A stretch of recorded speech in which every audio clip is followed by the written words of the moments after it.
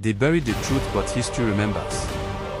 Welcome to Forbidden Earth. Real war stories, lost voice, hidden battles. Subscribe before this story disappears.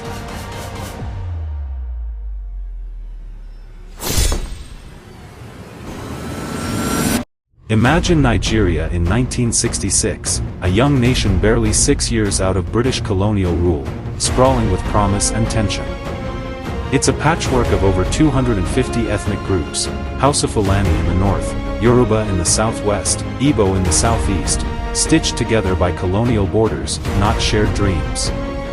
I'm taking you to the heart of the Nigerian Civil War, known as the Biafran War, a brutal chapter from 1967 to 1970 that left scars still felt today. This is the story of a secession, a blockade, and a million deaths, told through the lens of those who lived it, fought it, and survived it. Let's set the stage. Nigeria's independence in 1960 brought hope, but the seams were fraying. The north, dominated by Hausa Fulani, held political power. The south, especially the Igbo southeast, had economic clout, fueled by oil discoveries in the Niger Delta. By 1966, mistrust boiled over. In January, a group of mostly Igbo army officers staged a coup, killing northern leaders like Prime Minister Abubakar Tafawa Balewa. The coup failed to seize full control, but it lit a fuse. Northerners saw it as an Igbo power grab. By July, a counter-coup led by northern officers installed Yakubu Gowon, a Christian northerner, as head of state. Then came the pogroms. Mobs in northern cities like Kano and Zaria targeted Igbo communities, slaughtering thousands, maybe tens of thousands. Homes burned, shops looted, families fled. Up to 1 million Igbos streamed back to the southeast, carrying stories of blood and betrayal. In Umuahia, a bustling Igbo town, the air was thick with defiance by May 1967. Colonel Chukwemeka Odumegwu Ojukwu, a 33-year-old Oxford-educated officer, stood before crowds and declared the Republic of Biafra. The southeast, Igbo heartland, plus minority groups like the Ijaw and Efik, broke away, claiming its oil wealth and cultural pride. Biafra's flag, a red-black-green tricolor with a golden half-sun, flew high. Ojukwu spoke of survival, not just secession. The pogroms had convinced Igbos that Nigeria's one nation was a death sentence. In markets and churches, people chanted, Biafra or nothing. But Gowon, in Lagos, saw treason.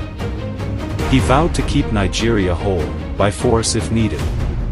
On July 6, 1967, Nigerian troops crossed into Biafra, and war erupted. The early days were chaotic. Biafra's army, scraped together from volunteers and defected Nigerian soldiers, had spirit but few weapons. Nigeria, with British and Soviet backing, had tanks, planes, and numbers.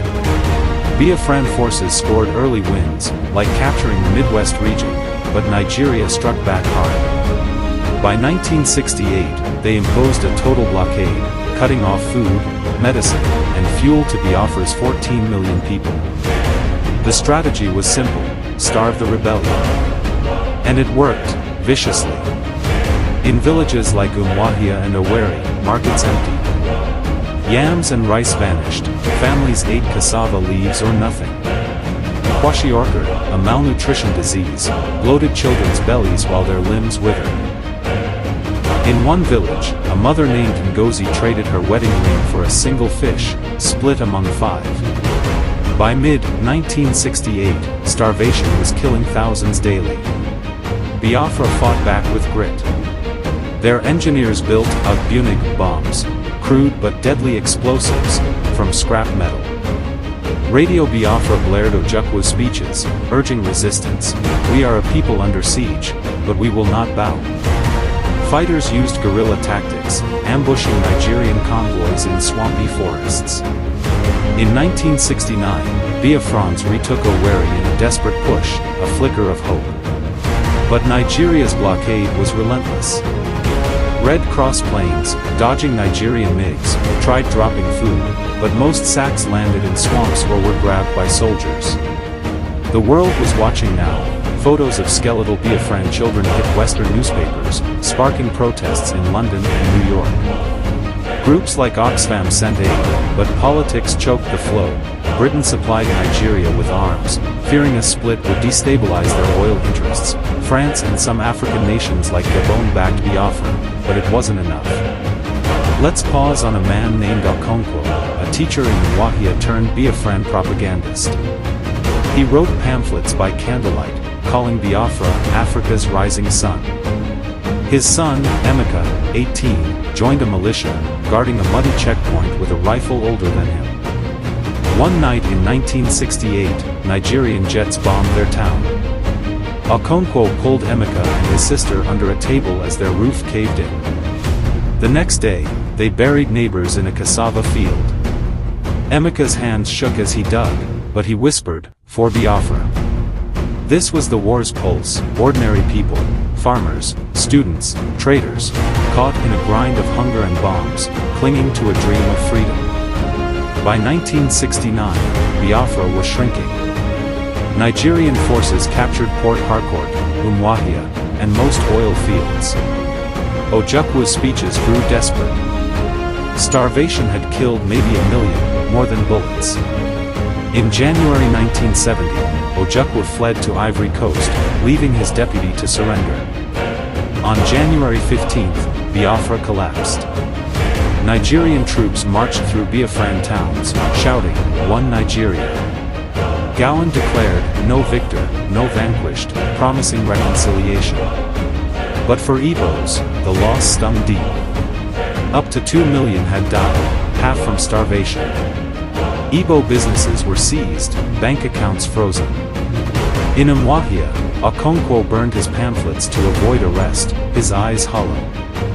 Emeka, now 20, walked past ruined markets, wondering if Biafra's fight was worth it. Nigeria rebuilt, but the war's shadow lingered. Igbos faced mistrust, their region sidelined economically. Yet, they endured. Today, the National War Museum in Umuahia and the Ojukwu bunker stand as quiet memorials, drawing historians and diaspora visitors. The Biafran flag, though banned, still stirs pride in secret corners. The war taught Nigeria a hard lesson: unity is fragile, and ethnic wounds don't heal easily. For those like Emeka, Biafra wasn't just a lost cause. It was a testament to a people who fought, starved, and survived against impossible odds.